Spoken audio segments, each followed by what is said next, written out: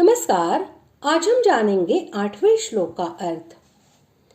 इस प्रकार पूर्व श्लोकों में निर्गुण उपासना की अपेक्षा सगुण उपासना की सुगमता का प्रतिपादन किया गया। इसलिए अब भगवान अर्जुन को उसी प्रकार मन बुद्धि लगाकर सगुण उपासना करने की आज्ञा देते हैं। श्लोक 8वां। मय्येव मन आधत्स्व मयि बुद्धिं निवेशय निवसिष्यसि मय्येव अत ऊर्ध्वं न संशयः। श्लोक का अर्थ, मुझ में मन को लगा और मुझ में ही बुद्धि को लगा। इसके उपरांत तू मुझ में ही निवास करेगा, इसमें कुछ भी संशय नहीं है।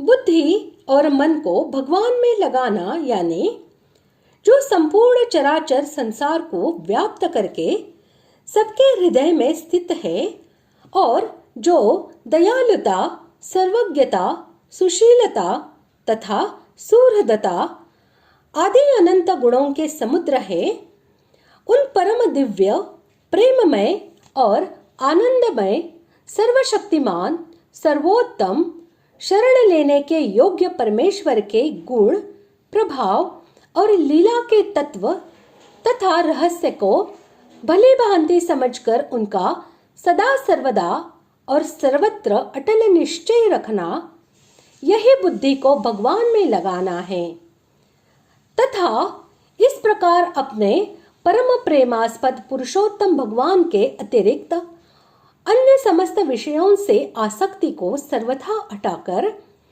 मन को केवल उन्हीं में तन्मय कर देना और नित्य निरंतर उपर्युक्त प्रकार से उनका चिंतन करते रहना, यही मन को भगवान में लगाना है।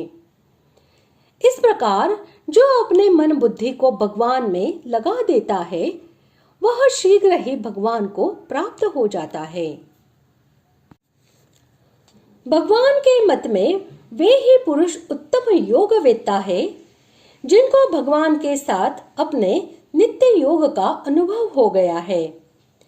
सभी साधकों को उत्तम योगवेत्ता बनाने के उद्देश्य से भगवान अर्जुन को निमित्त बनाकर यह आज्ञा देते हैं कि मुझे परमेश्वर को ही परम श्रेष्ठ और परम प्रापणीय मानकर बुद्धि को मेरे में लगा दे और मेरे को ही अपना परम प्रियतम मानकर मन को मेरे में लगा दे।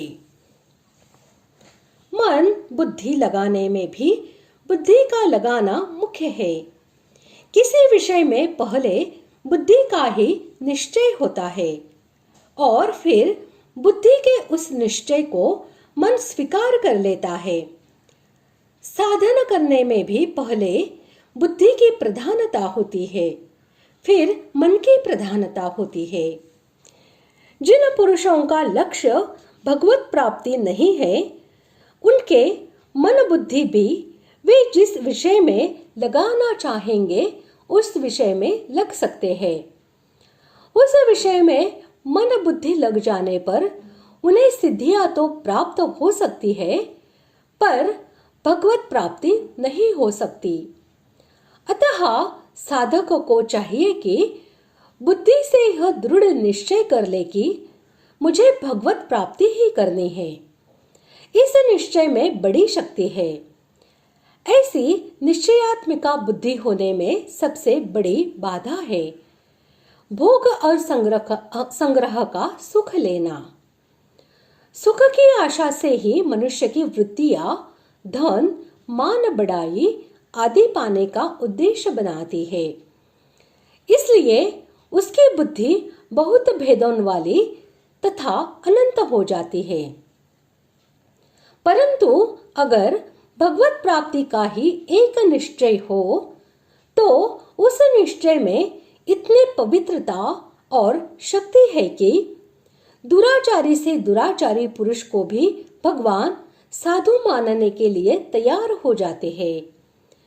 इस निश्चय मात्र के प्रभाव से वह शीघ्र ही धर्मात्मा हो जाता है और सदा रहने वाली परम शांति प्राप्त कर लेता है।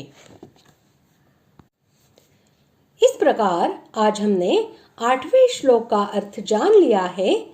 अगले भाग में जानते हैं 9वें श्लोक का अर्थ। धन्यवाद।